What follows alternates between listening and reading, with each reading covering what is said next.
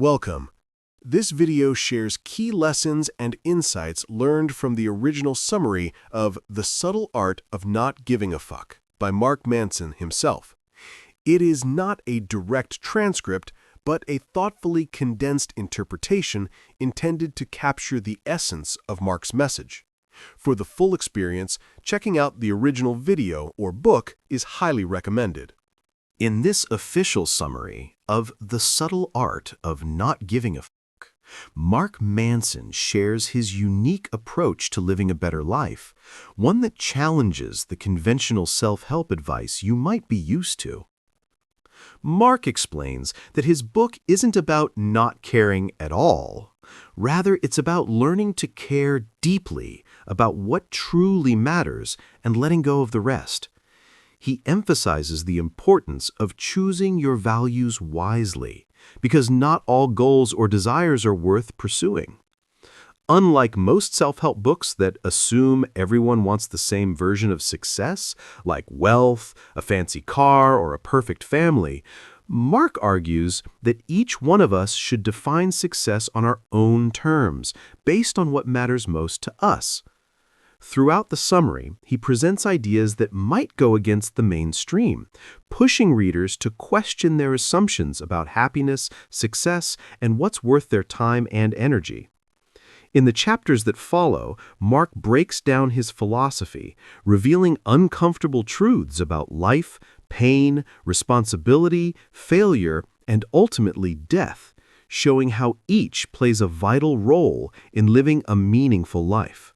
Mark starts the book with the story of Charles Bukowski, a famous writer known for his chaotic life filled with alcoholism, jail time, drug problems, and more. Bukowski's story is a counterpoint to typical success tales. He didn't follow a polished path, yet he became successful in his own right. This example is intentionally chosen to challenge readers' conventional beliefs about what success really means. The core message in this chapter is what Mark calls the feedback loop from hell, or the reverse law, inspired by philosopher Alan Watts. Simply put, the more you desperately seek positive experiences, the more you end up feeling worse.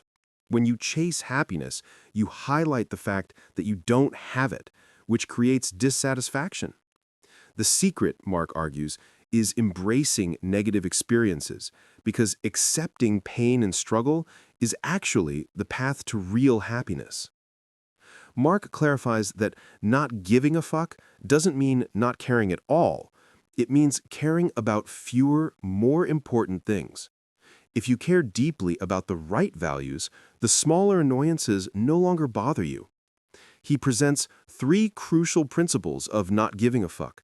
First, you cannot not care about something. You always care about something.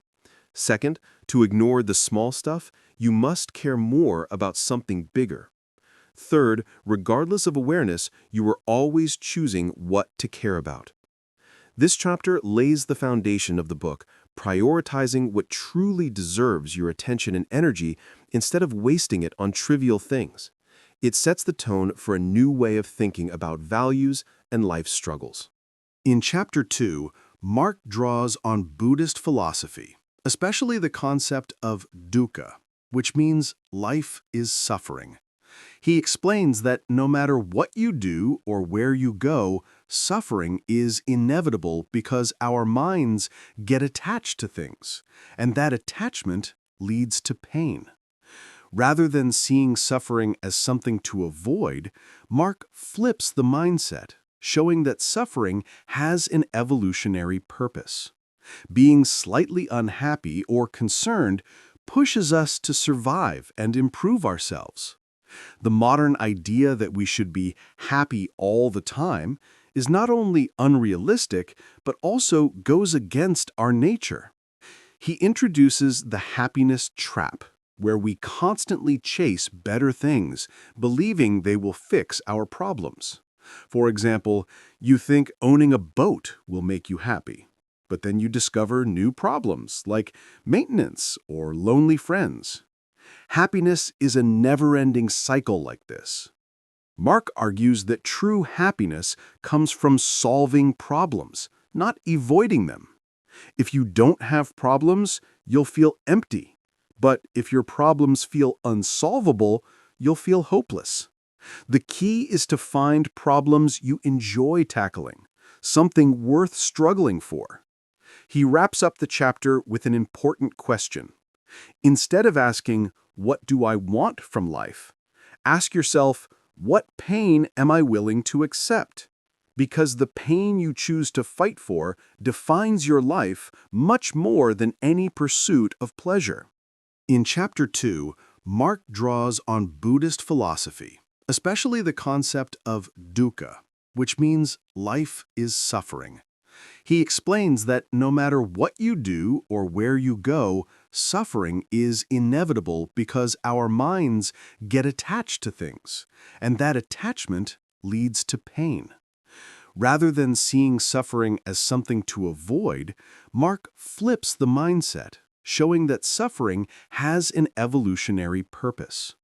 Being slightly unhappy or concerned pushes us to survive and improve ourselves.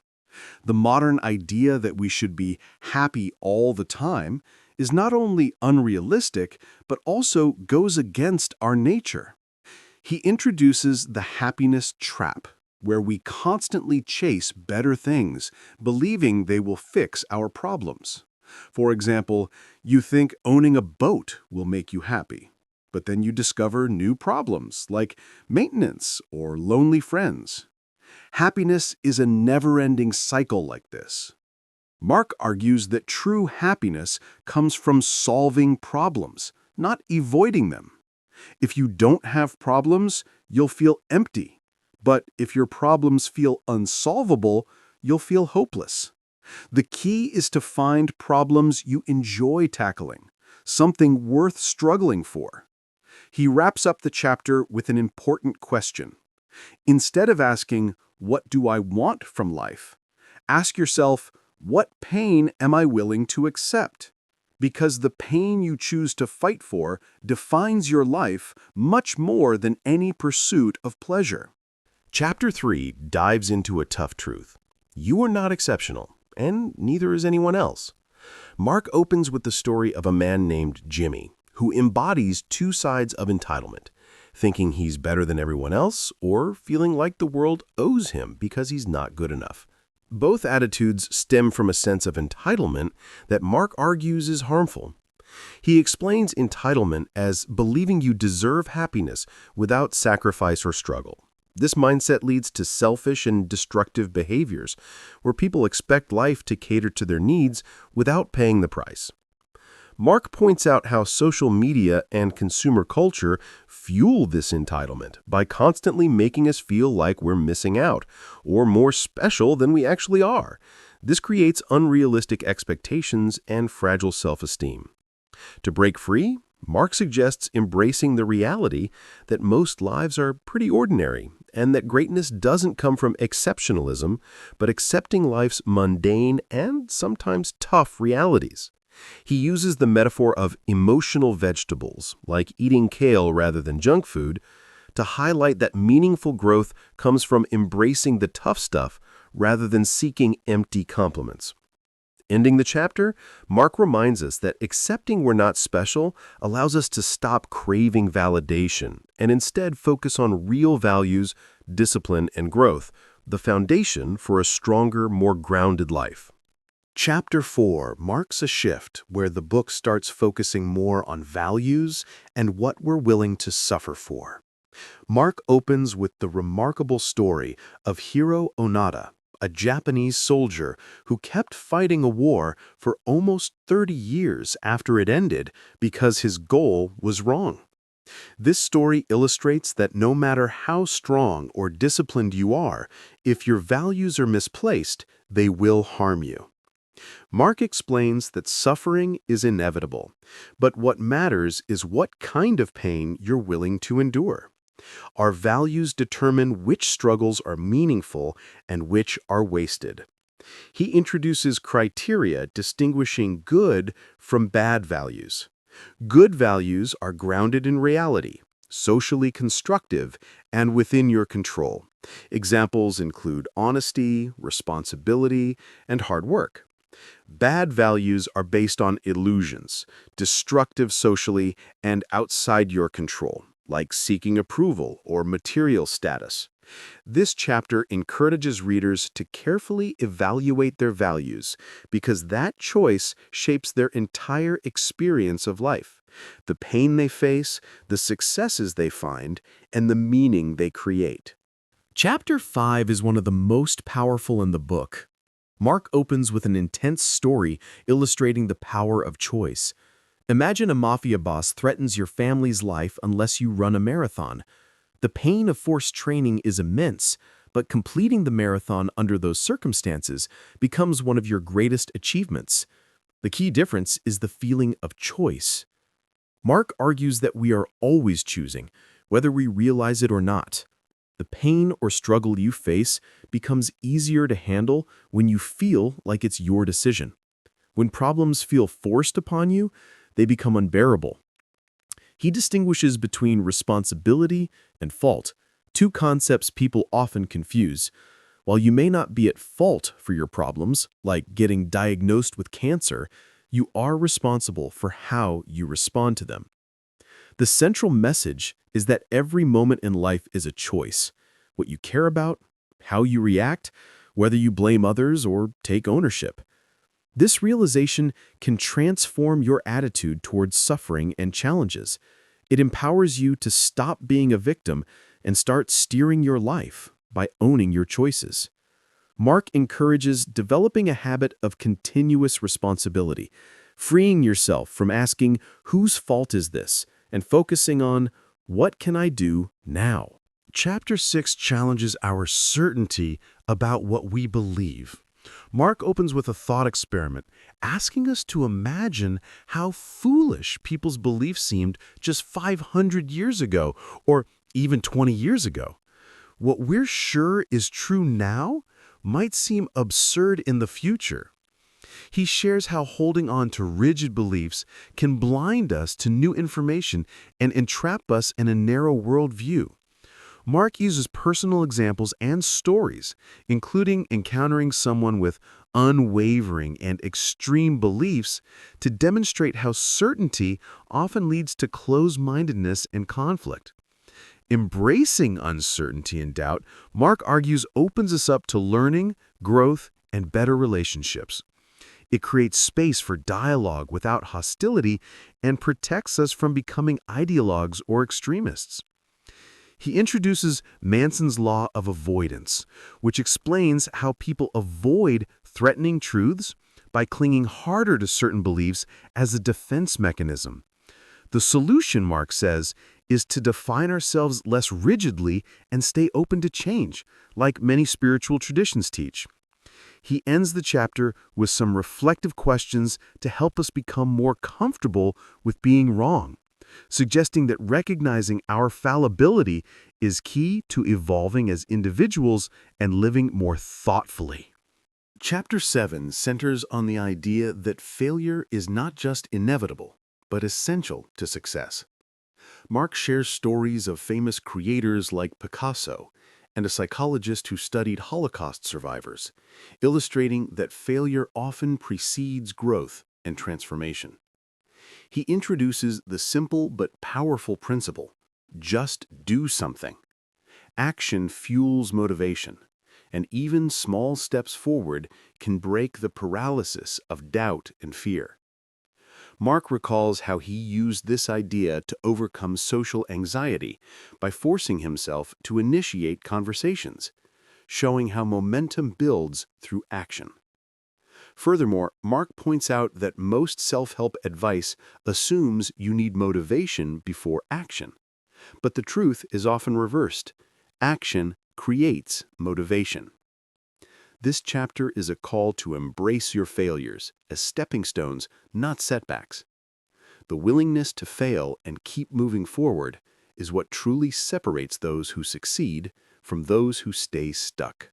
Chapter 8 focuses on the crucial skill of saying no. Mark explains that if you're willing to struggle through negativity to reach the positive, then learning to say no is vital for healthy relationships and personal boundaries. He defines a healthy relationship as one where both people are comfortable saying and hearing no, which helps create trust and respect.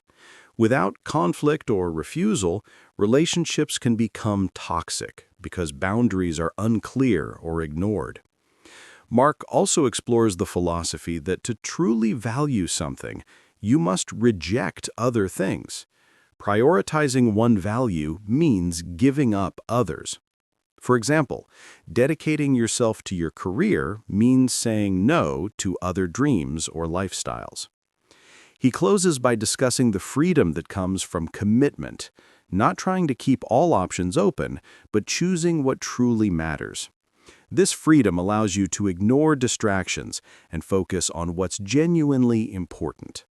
Chapter 9, the final chapter, tackles one of life's most profound realities, death.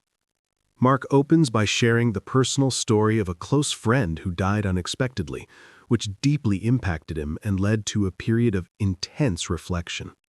He explains how confronting death clarifies what truly matters in life. When you acknowledge your mortality, distractions fall away and your priorities become clear.